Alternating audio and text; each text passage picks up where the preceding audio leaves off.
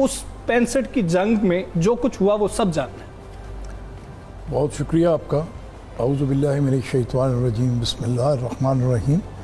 मैं थोड़ा सा आपको बैकग्राउंड इसका बता दूं कि जब ये 65 की जंग शुरू हुई तो उसके मतलब बड़ा मिसनॉमर सा है कि जी हमें इतला नहीं मिली, लोगों को मशहूर किया जो पता ही नहीं चला जी, वो दुश्मन अचानक आ गया। पाकिस्तान फ़ौज तैयारी में नहीं थी, पाकिस्तान फ़ौज बिल्कुल तैयारी में थी। 4 सितंबर को इन्फॉर्मेशन मिल गई थी और 5 सितंबर को वो रिकॉनेंसेस पे चले गए थे। और राजा अजीज़ भट्टी निशान हैदर चूँकि बड़े काबल अफसरों में शामिल थे, टर्किश के इंटरप्रेटर भी थे, तो 6 सितंबर को वो अपना एक डेलीगेशन को लीड कर रहे थे। अच्छा, तो कहने का मकसद ये है कि इंफॉर्मेशन थी, लेकिन जो दिफाई पोजीशन आजकल की जाती है, माइनफील्ड लगती है, फिर जिसके लिए कम से कम 2-3 महीने का वक्त दरकार होता है, वो नेचुरली उसको नहीं था।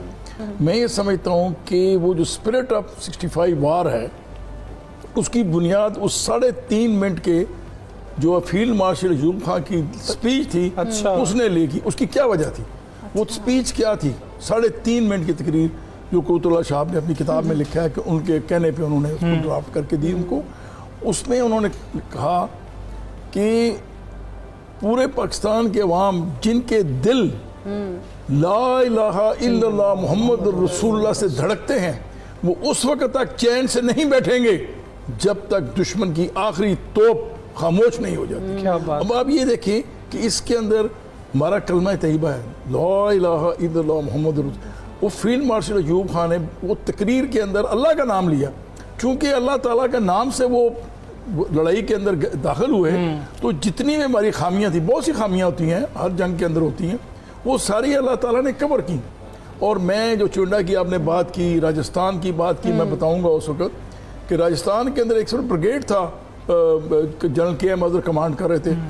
4000 स्क्वायर माइल्स का उन्होंने कब्जा कर लिया। ये स्पिरिट थी, ये स्पिरिट थी जिसकी वजह से हम लोग जो है ना वो 1965 की हमने वॉर में इतना शानदार हम लोगों के जो फौजी हैं वो लड़े थे। खैर आमिर साहब, जिस तरह से हम देखते हैं कि 1965 की जब वॉर हुई तो पाकिस्तान को बने महज 18 बरस ही हुए थे, और उस वक्त जिस तरह से अगर हम देखें एयर डिफेंस की हमारी बात करें तो, और अगर हम अपनी दूसरी पार्टी को देख लें जैसे इंडियन, तो उनकी तो मतलब अगर अददी अक्सरियत देखी जाए तो बहुत ज़्यादा थी। उनसे कम्पीट करना आप क्या समझते हैं, जज्बा था जो उसने कम्पीट किया हमने उनके साथ? जी, मैं इस सिलसिले में आपको बताना चाहूँगा कि पाकिस्तान बनने से लेकर सबसे पहले किसी भी जंग में अगर आपने जीतना होता है तो उसमें आपका जो जज्बा है वो सबसे एक मेन चीज़ होती है जिसकी वजह से आप कोई भी जंग जीत सकते हैं। उसके बाद शुरू से हमारा एक जज्बा था कि हमने अपने इस मुमलिकत खुदादाद के लिए हम किसी भी कुर्बानी से गुरेज नहीं करेंगे। दूसरी जो चीज़ बहुत इम्पॉर्टेंट है वो आ जाती है आपकी ट्रेनिंग। हमने हमेशा से ये देखा है कि पहले दिन से लेकर हमारी जो आर्म्ड फोर्सेस हैं उन्होंने कभी भी अपनी ट्रेनिंग के ऊपर कंप्रोमाइज़ नहीं किया। तो अगर हम एयर डिफेंस स्टैंडर्ड्स की बात करें तो हमारे पास हर लिहाज से जो हमारे पास दिवाही सामान था वो उनसे कम था, बिल्कुल, लेकिन हमारा जज्बा और जो हमारा मोरल था उसकी वजह से हम एक अच्छा जो है वो अपने दुश्मन को जवाब देने में कामयाब हो। क्या बात है। अच्छा सायरा, अगर हम देखें, हमने तो 65 की जंग नहीं देखी, हम लोगों ने तो सुन रखी है, लेकिन वो जो नगमे थे वो हमने बहुत ज़्यादा और रिपीट पे सुने, और वो हम हर साल दोबारा से सुनते हैं और आज भी उसी तरह से ताज़ा है। आपका फेवरेट कौन सा था उनमें से? मेरा फेवरेट तो मैडम नूरजहां के सभी मिली तराने उस वक्त मेरे ख्याल से, जहाँ ये बात कर रहे हैं पावर की और जज्बात की, तो मेरे ख्याल से जज्बात की जो पावर है ना वो मैडम के नगमे ही थे। जब वो रेडियो से ऑन एयर होते थे और जब हमारे फौजी जवान भाई उनको सुनते थे तो वो एक एक लफ्ज़ जो था ना, जो ट्यून थी, वो उन पर असर करती थी। वतन के सजीले जवानों मेरे नगमे तुम्हारे लिए हैं, ये मेरा बहुत फेवरेट है। और वैसे तो हम सारे ही पढ़ते हैं और अभी तक ये लाजवाल मिली तराने हैं जिनको हम भी सुन रहे हैं, हमारे आने वाली बात की नस्लें भी इंशाल्लाह। इकबाल का कलाम बिल्कुल ऐसे ही है जी, क्या खूबसूरत। यही जो इस तरह के नगमे थे ना उस वक्त भी जो है ना वो जो फौज में जिस तरह से हम देखें जवानों का लहू गरमा रहे थे। अच्छा विंग कमांडर आमिर साहब, जिस तरह अगर हम बात करें 1965 की वॉर की ही, अगर हम उसमें किरदार ले लें MM आलम साहब का, तो उनका किरदार कितना कलीदी था? उनका किरदार बहुत ज़्यादा कलीदी था, बिकॉज उन्होंने अपने जो एक वर्ल्ड रिकॉर्ड तो बनाया ही बनाया।